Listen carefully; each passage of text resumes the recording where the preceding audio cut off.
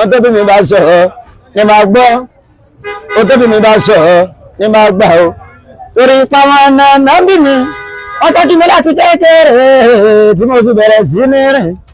rárá ànúfọ̀ ọ̀sọ̀rọ̀ sẹ́fìn tó fi sọ mi àìtẹ́ bàbá gbọ̀ torí fámìlì mi pọ̀ ọmọ àmàta tébù làtò bàbá gbọ̀ làkè ánìmọ̀ àgbà kó jẹ́ ìdè lóde ìrìn àlóde fáyín láìkè rọ́gẹ̀.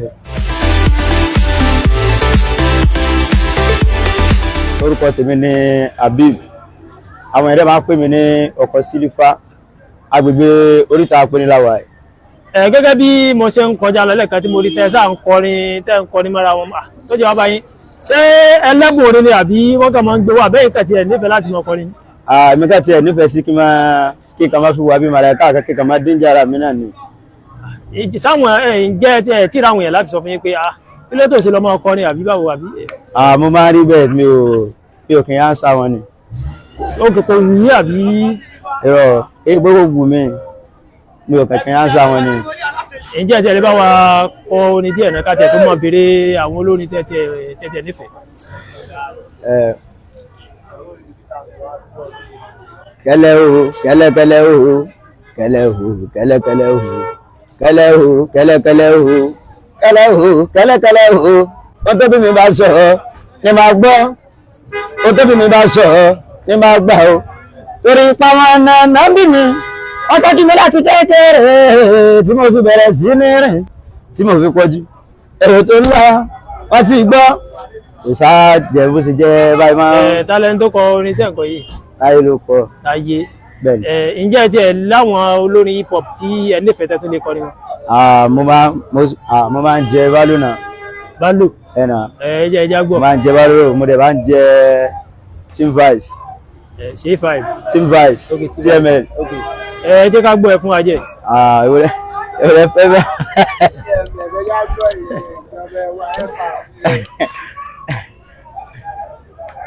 rárá ànúfọ̀ ọ̀sọ̀rọ̀ sẹ́fìn tó fi sọ mi àìtẹ́ bàbá gbọ̀ torí fámìlì mi pọ̀ ọmọ àmàta tébù làtò bàbá gbọ̀ làkè ánìmọ̀ àgbà kó jẹ́ ìdè lóde ìrìn àlóde fáyín láìkè rọ́gẹ̀. láti ẹ̀ bó jẹ́ báyìí máa mú sókísókí náà nìyẹn tá máa tí ó gbẹ bọ́nú ara wọn. ẹ lákàn ǹjẹ́ ẹ láǹfààní àti lọ sí iléèwé. ṣúọ̀nà. ẹ bá ń dárúkọ àwọn iléèwé ìké ìṣẹ̀lẹ̀ rí àwọn tó jẹ́ pé ẹjọ́ lọ sí skul. mo sì lọ sí Elékùrọ̀ high school Òkè Ògbèrè. Ìgbèrè. Bẹ́ẹ̀ni. iṣẹ́ wo ni iṣẹ́ tẹ̀ ń ṣe ní agbègbè tí mo ti rí. ọ̀kadà ni mo ń gùn. ọ̀kadà ṣé ẹ níṣẹ́ ọwọ́ kan tẹ̀ ń ṣe ní àbọ̀kadà náà ni. mo ní sí ọwọ́ bricklayer. bricklayer. kí á lè tó yẹ pé fi lọ síbi iṣẹ́ yín tó yẹ pé ọ̀kadà lẹ́ ń gùn. ẹ mọ̀ pé